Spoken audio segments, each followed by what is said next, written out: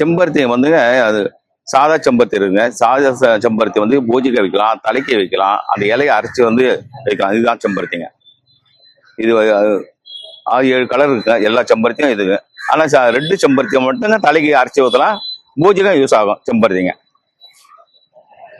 அப்புறம் பாரிஜாதம் இருக்குங்க. பாரிஜாதம் இங்கே கீழே இங்கே இது பாரிஜாதங்க. பாரிஜாதம்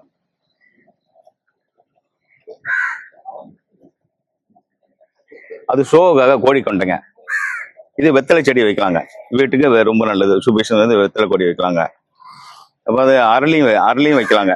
செவ்வரளி இருக்குது, அது அங்கே இருக்குங்க. செவ்வரளி இருக்குங்க, அதுவும் வீட்டுக்கு ரொம்ப நல்லதுங்க, விசேஷமானது. அப்புறம் செண்பகம். திருப்பதி மேலே போனீங்கன்னா, திருப்பதியில் வந்து மேலே போகும்போது 2 பக்கமா செண்பகம் அவ்வளோ வாசனையாக இருக்கும். இது செம்பகம்